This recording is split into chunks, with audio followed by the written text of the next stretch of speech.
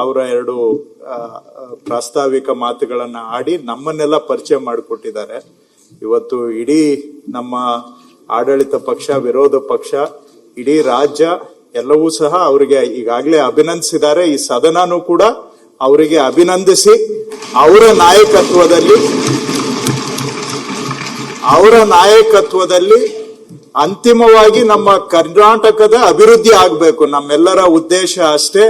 ಕರ್ನಾಟಕ ಇನ್ನಷ್ಟು ಅಭಿವೃದ್ಧಿಯನ್ನ ಅವರ ನಾಯಕತ್ವದಲ್ಲಿ ಕಾಣಲಿ ಅಂತ ನಾನು ಆಶಿಸೋದರ ಜೊತೆಗೆ ನನಗೆ ಸಂಪೂರ್ಣ ವಿಶ್ವಾಸನೂ ಇದೆ. ಮಾನ್ಯ ಸಿದ್ದರಾಮಯ್ಯನವರು 8 ವರ್ಷ ಈ ರಾಜ್ಯದ ಮುಖ್ಯಮಂತ್ರಿಗಳಾಗಿ ಕೆಲಸ ಮಾಡಿ ಒಬ್ಬ ಮುಖ್ಯಮಂತ್ರಿ, ಒಬ್ಬ ನಾಯಕ ಅಂದ್ರೆ ಹೇಗೆ ಇರಬೇಕು ಅನ್ನೋದನ್ನ ಇಡೀ ದೇಶಕ್ಕೆ ಮಾದರಿ ಆಗುವಂತ ರೀತಿಯಲ್ಲಿ ಸಿದ್ದರಾಮಯ್ಯನವರು ನಮ್ಗೆ ನಾಯಕತ್ವವನ್ನ ಕೊಟ್ಟಿದ್ದಾರೆ. ಅವರ ಹೆಸರು ಯಾಕಂದ್ರೆ ಇಷ್ಟು ಕರ್ನಾಟಕದ ಇತಿಹಾಸದಲ್ಲೇ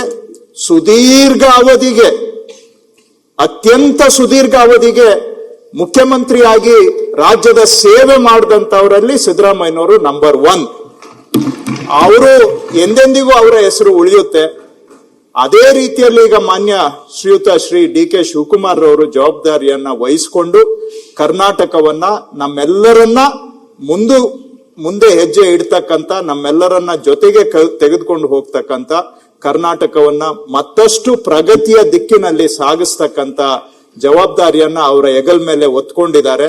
ಮತ್ತೊಮ್ಮೆ ನಾನು ಅವರಿಗೆ ಶುಭವನ್ನು ಕೋರ್ತೇನೆ, ಅಭಿನಂದನೆಯನ್ನು ಸಲ್ಲಿಸ್ತೇನೆ. ರಾಜ್ಯಕ್ಕೆ ಅವರಿಂದ ಮತ್ತಷ್ಟು ಒಳ್ಳೇದಾಗ್ಲಿ. ಇಡೀ ಸದನ ಅವರಿಗೆ ಈ ಕೆಲಸದಲ್ಲಿ ನಾವೆಲ್ಲರೂ ಸಹಕಾರ ಕೊಡೋಣ ಅಂತ ಸದನವನ್ನ ಕೋರ್ತೇನೆ ಅಧ್ಯಕ್ಷರೇ.